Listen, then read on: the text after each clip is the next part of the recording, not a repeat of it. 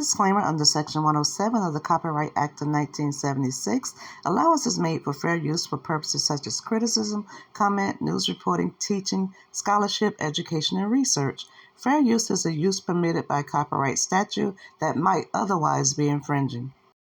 If you follow me, then you know that I've been trying to keep up with what's going on with Wendy Williams.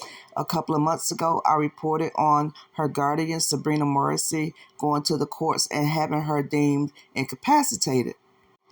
And when we think of incapacitated, we think of a person that has lost their mobile abilities, that can't do anything, that's not aware of their surroundings. And when I reported on that, I also stated that her son said that she was fine. Well, in a rare public appearance, Wendy was seen on Thursday, December 19th at her son's college graduation. She was joined by her father, Thomas Williams Sr., who's 93, and her sister, Wanda Finney. During the ceremony, you could see Wendy joyously wiping tears from her eyes. Can you imagine the excitement of seeing your son graduate from college? We're going to go back to 2022 when it all started.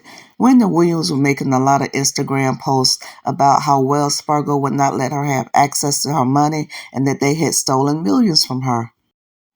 Well, Wells Fargo released statements stating that they did not do anything wrong and that they were freezing her accounts because she was incapacitated and she was a victim of undue influence and financial exploitation. So they say they was doing that to protect her own financial interests. And as a result of the back and forth between Williams and Wells Fargo, a New York court granted guardianship to Sabrina Morrissey in 2022. Everybody knows that Wendy Williams left her beloved show, The Wendy Williams Show, in 2021. She took a step back because of her health issues. So the last that we've seen of her, we saw a decline in her appearance, and we saw that something was going on with her. So when it was reported that she was incapacitated, I thought they meant physically. After her hiatus from the Wendy Williams Show, there were pictures captured of her appearance, and she was looking a bit thinner than we were used to her looking, and we saw that the Graves' disease was taking a toll on her physical appearance. And there were times when the cameras were actually able to catch up to her, and she did seem a bit disoriented. And in early 2024, a documentary was released to catch up with what she had been doing. And a lot of times in the documentary, they showed her battling with alcohol. She was getting angry because they were taking her alcohol. So could the alcoholism that they showed in that documentary have something to do with them deeming her incapacitated? When we explore the term incapacitated, it means an adult or a minor who, because of a physical or mental condition, is substantially unable to provide food, clothing, or shelter for himself or herself, to care for one's individual own physical health, or incapable of managing their own financial affairs. So after taking a deeper look at what incapacitated actually means and then watching that documentary earlier in the year, I have to walk back some of the things that I said because the documentary did not show that Wendy Williams was mentally able to make sound decisions about her health, her finances, or anything. So my previous video that I did about 3 months ago was on the after it was reported that Williams had been diagnosed with frontotemporal dementia and primary progressive aphasia, and she had been diagnosed with that in 2023, but it came to light when Sabrina Morrison went to the courts to get Wendy Williams declared permanently incapacitated.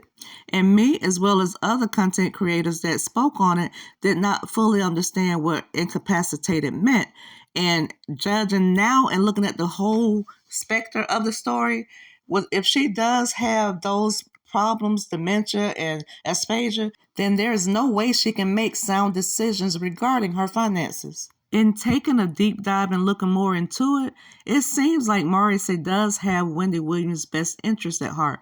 She filed a lawsuit against A&E Networks because of that documentary, Where is Wendy Williams? Because she said Wendy Williams was too vulnerable to consent to being filmed and that the documentary exploited her. And if you think back, it did exploit her because I'm sure that if Wendy were in her right mind, she would not have wanted to be presented in that light to the public. So yes, it was an exploitation. So it does seem like Sabrina Morrissey does have Wendy Williams' best interest at heart.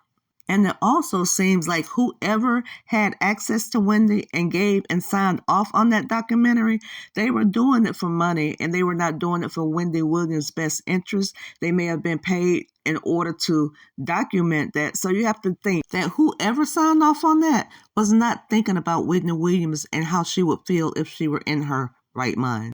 On another note, in a surprising update, Wendy's friend Charlemagne the God said he spoke with her over the holidays and that she didn't skip a beat, that she seemed like her old self.